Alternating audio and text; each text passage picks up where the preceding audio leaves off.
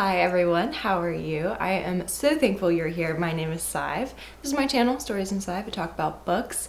And today I'm going to be talking about all of the books that I've given 5 stars for the first half of this year. I haven't really checked in with you guys and talked about some just new favorite books that I have found, and I wanted to take the opportunity to do that. So between January and the end of June, I'm just gonna recap the 14 books that I've given 5 stars this year. I have great news that since then, in July and August, I've added a few more to this list. So without further ado, let's get started. I am going to be talking about these in the order I read them, not in any sort of ranking.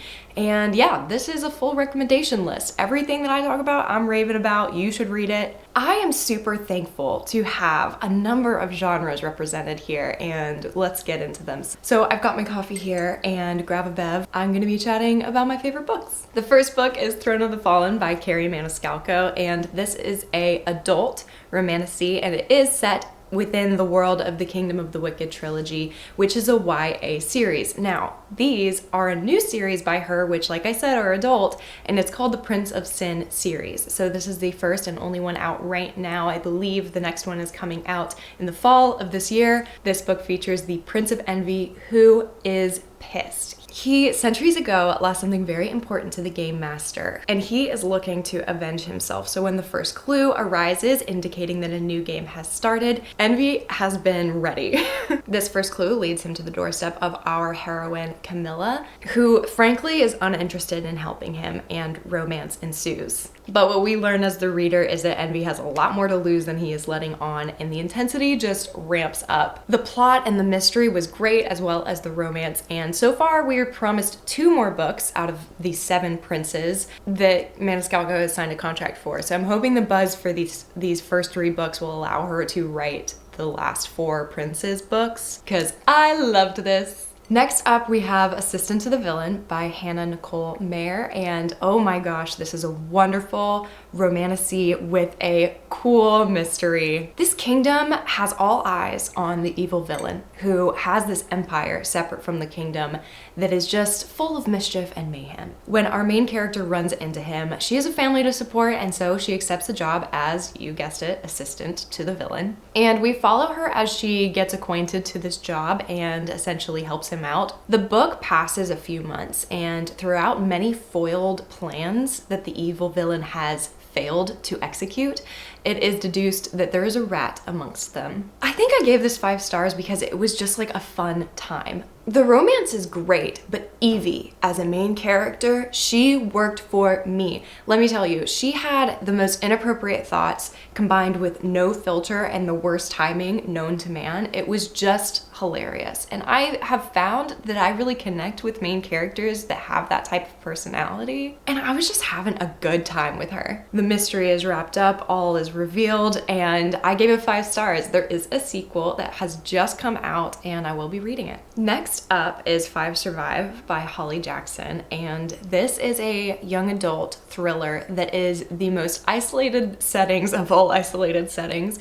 It takes place within an RV. A few friends are on a trip and get themselves in a situation where there is a literal sniper taking out the wheels on this RV, and they have no cell service, and the whole book takes place over like 24 hours, I believe. It was so intense, and I was listening to this audiobook compulsively. I think I read this in 2 days. Plot-wise, it is out there, so the suspension of disbelief is needed to allow these kids to even get in this situation, but if you can get there, I was sweating. It was so suspenseful. I was on the edge of my seat, and I cannot recommend this thriller enough. The reveal was just insane, and what actually was going on, I could have never guessed, and was really entertained by this book. Easy 5 star. Next up is Dear Martin by Nick Stone, and this is a young adult contemporary book, and we follow our young Black protagonist, Justice, as he's navigating high school. He's extremely talented, he's very gifted, he is in the throes of high school and essentially just applying for colleges and trying to work out what his future looks like. In this book, you can find heavy themes of belonging, and it's a coming of age story that basically just touches on really heavy themes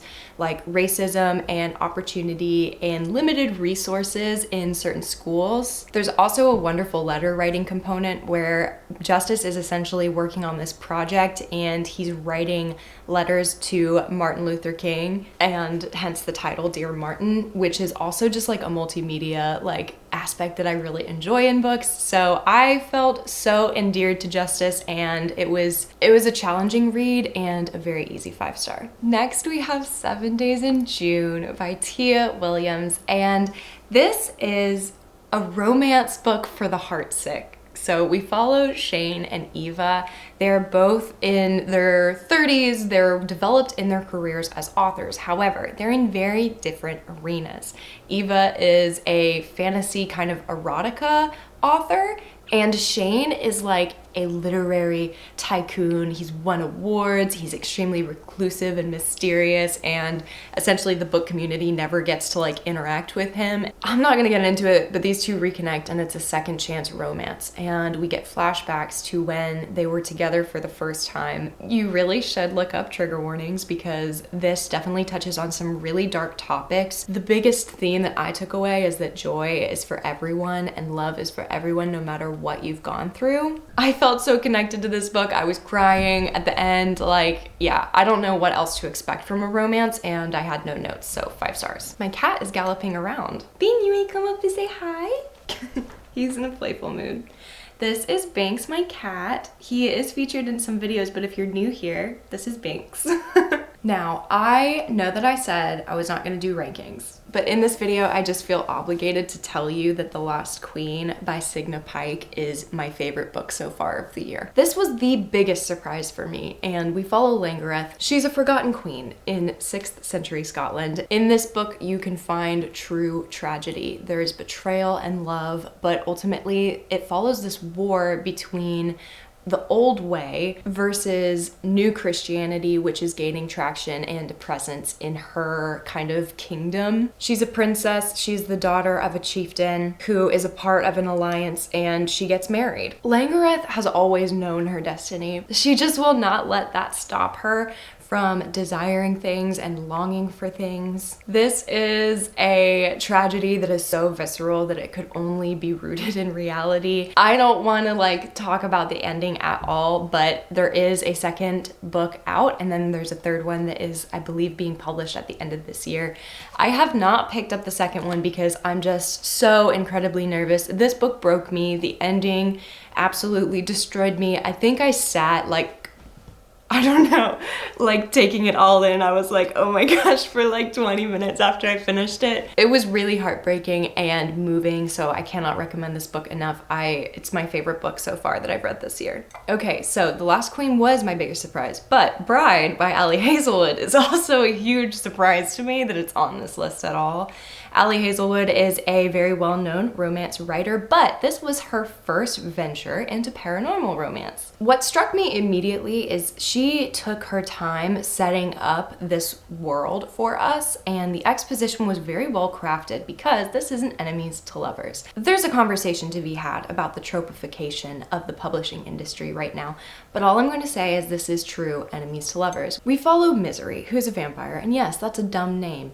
And we follow Lo, who's a werewolf. Okay, so the gist is this society is set up really well in the beginning to communicate how truly like enemies these people groups are because of the history that they have together, but tradition does hold true. And so Misery gets this, I guess, I don't even want to call it an opportunity. She just agrees to basically participate in this, but it is a peace alliance tradition that like I'm saying it's hostages are exchanged because I don't know what other way to put it. Like essentially the werewolves give one person to the vampires and the vampires give Misery to the werewolves. She ends up agreeing to this because she has an ulterior motive where a friend of hers has gone missing and she believes that the werewolves in some way are involved, if not responsible. I I loved this book. The romance was great. The found family element was really strong as well. And then, of course, this mystery plot line, this disappearance, was really like pulling the plot forwards. All that to say, I gave Bride by Allie Hazelwood 5 stars and I can't believe it. But I will say, if you are a paranormal romance fan and you've been like avoiding this because Allie Hazelwood has never written it or she's like contemporary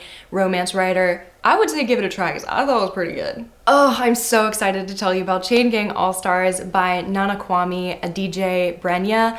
Holy smokes, this book was so good, you guys. I think I have to call it near dystopian. It is horror and it has a horror element, but it's not quite fully sci-fi either. In this book, you can find violence, literal gladiator fights, betrayal, and romance, all underlined with commentary on the prison system, capitalism, and the commercialization of like suffering for entertainment. It was so disturbing how entertaining this book was, and I think like that's the point. I had a very tough time reading this book. It's meant to be nuanced and challenging to the reader, and I think that's why I loved it. And also, as just like a plot heavy like horror lover, it had like a really heavy action plot line with like characters that I was endeared to. And let me say something, the author suckers you in to root for these characters, but on one page you're loving them and on the next page their success means another character's death. And by death I mean murder. It's really upsetting and totally worth it. Next up is a reread. I reread Gideon the Ninth by Tamsin Muir this year in preparation to try and dive deeper into the series. It is incredibly original. I have never read a book like this. I felt so excited to pick this book up, like my chest was swelling, and I really think it's because of Gideon. What can I say about Gideon? I mean, she is the character that this murder mystery in the haunted mansion in space deserves, you know? This book deserves her crass, deadpan sarcasm and genuine just bad attitude. This is an exceptional book. Her character arc is a flat line and I cannot recommend it enough. Next up is the reappearance of Rachel Price by the only author you will see twice on this list, Miss Holly Jackson. This again is a YA thriller and we follow Belle, whose mom disappeared out of a car that she was in when she was 2.